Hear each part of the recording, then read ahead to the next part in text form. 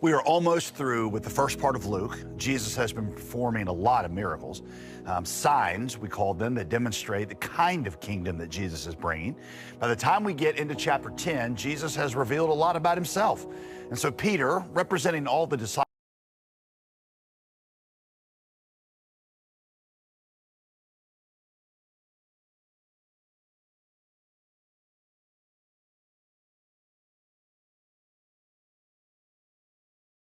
has acknowledged Jesus to be the Christ, the promised Messiah. In this session, we're going to see Jesus do an initial commissioning of his disciples for the ministry he wants them to carry on after he's gone. In the first 12 verses of chapter 10, Jesus sends out 72 of his followers to heal the sick and preach the kingdom. By the way, that number 72 is significant because in the famous table of nations in Genesis 10, there were 72 nations listed. So 72 here is a way of indicating that Jesus' gospel is going to be for the entire world. And so the disciples go out and they do this ministry, and when they get back, as part of their debriefing, Jesus tells them a parable that illustrates the kind of heart that he wants to see developed in all those of us who represent him.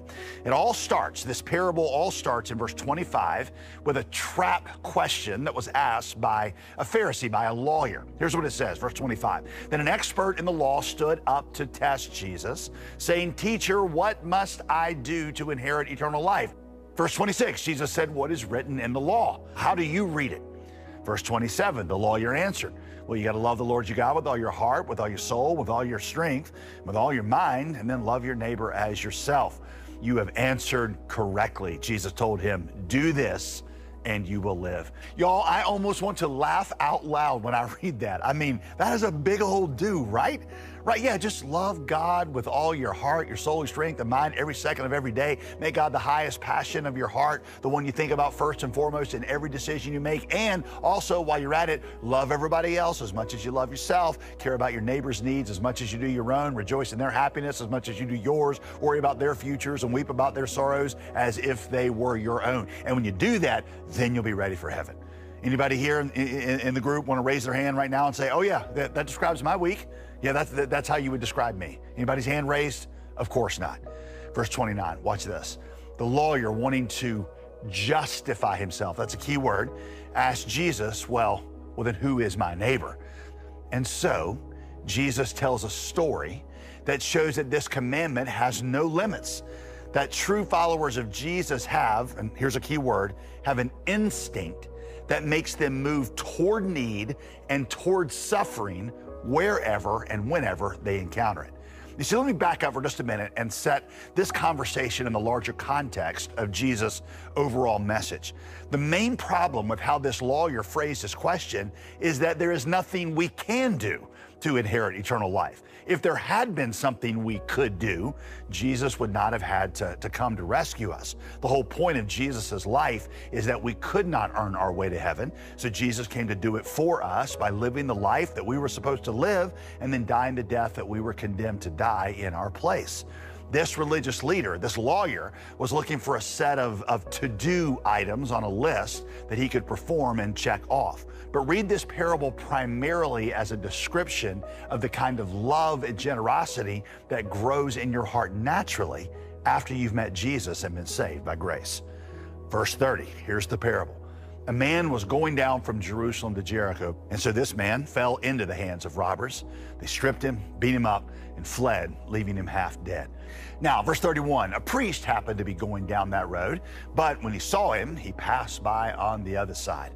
Now, when I learned this story when I was in Sunday school on, flannel graph, we were always really, really hard on this priest. I think I can even remember the expression on the face of the flannel graph character that my teacher put up to represent the priest. He had this pious, "I'm better than you" look on his face, and we just assumed that he was stepping over a bleeding man on his way to the donut shop or something like that.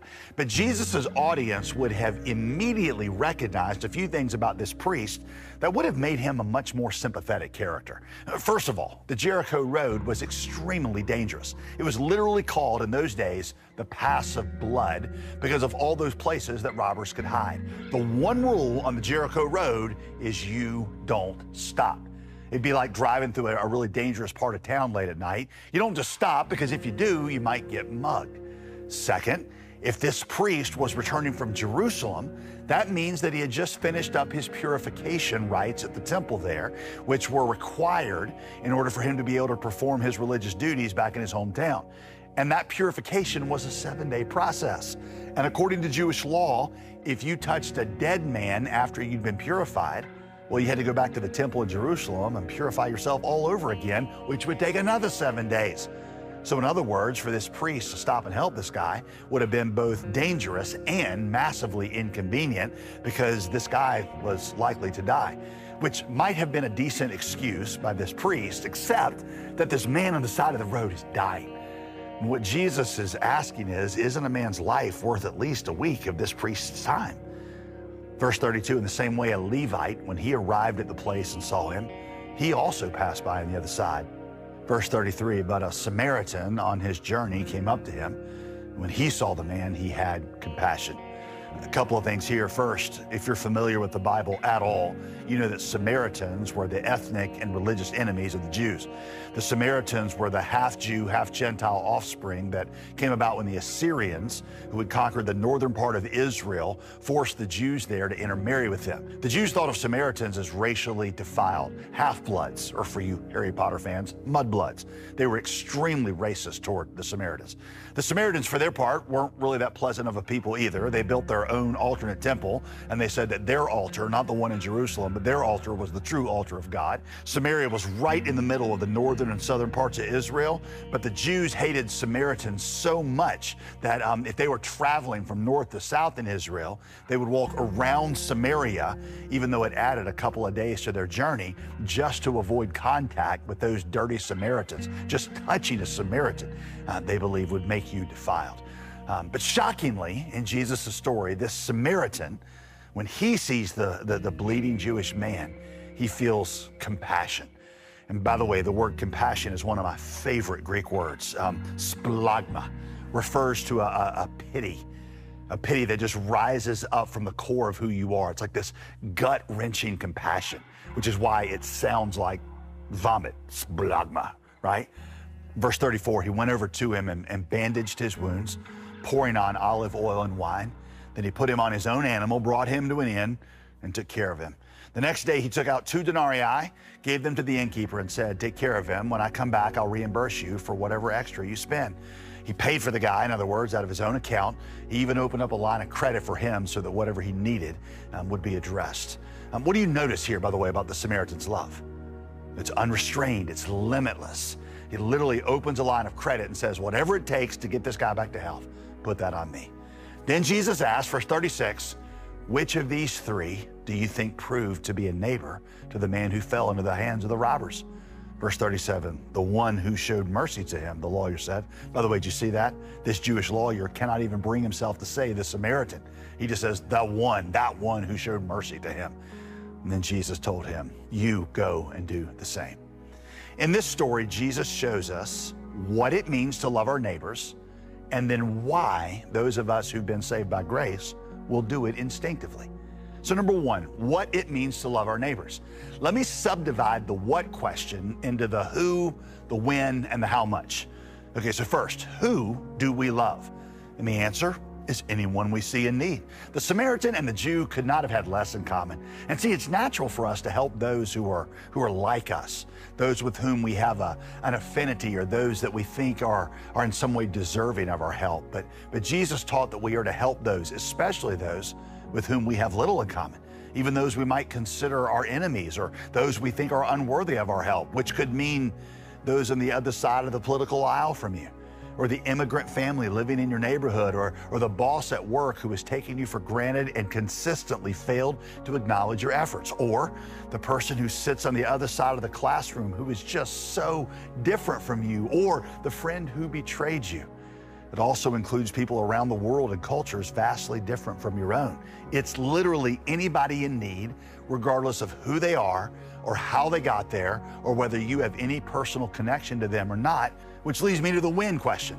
When do we show love? Jesus' answer in this parable is whenever you see the need.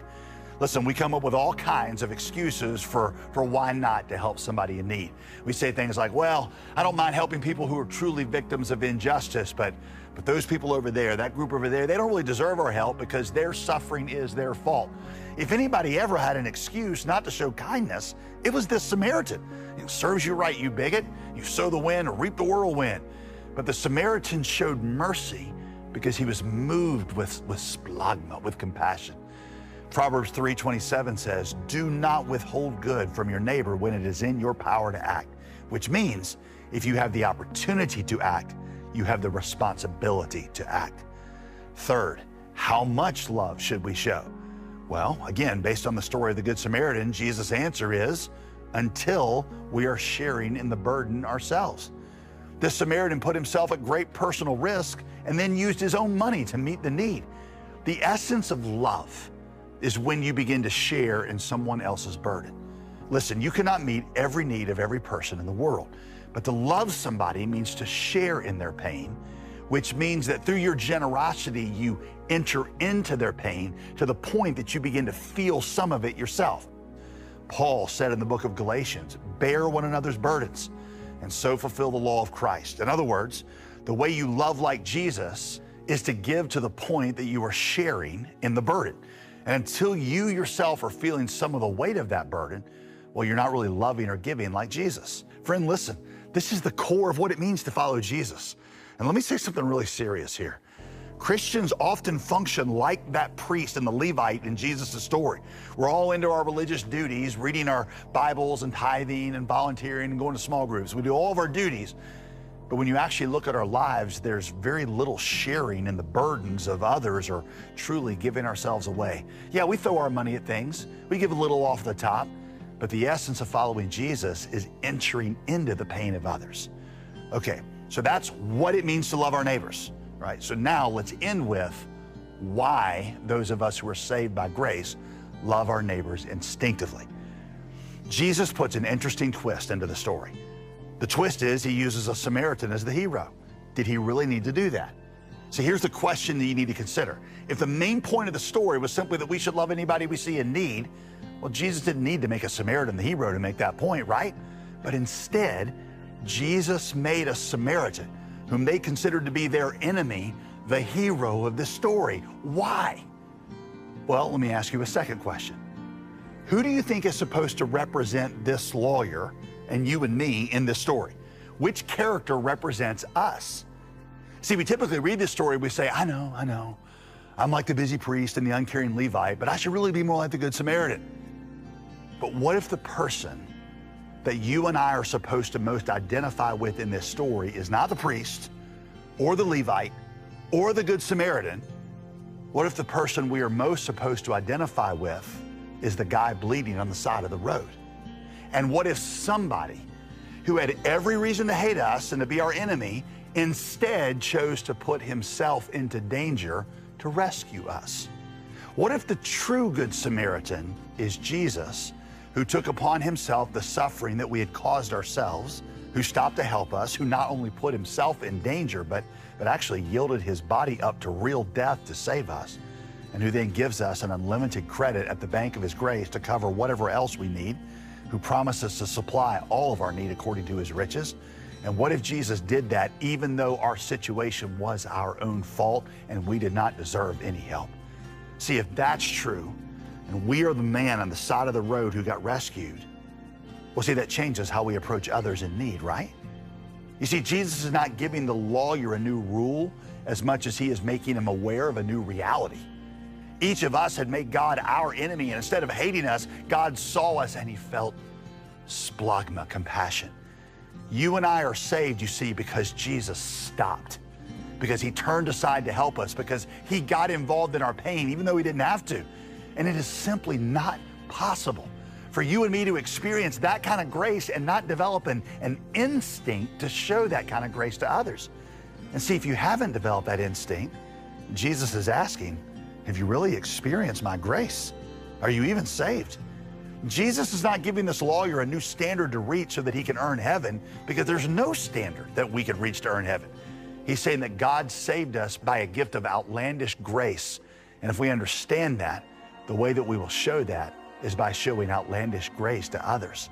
The indicator light on your dashboard that shows that you have experienced the grace of God is that you develop an instinct to show it to others, because, you see, those who believe the gospel always become like the gospel. And so, if you have experienced the grace of Jesus and the gospel, well, like Jesus said to the lawyer, go and do likewise.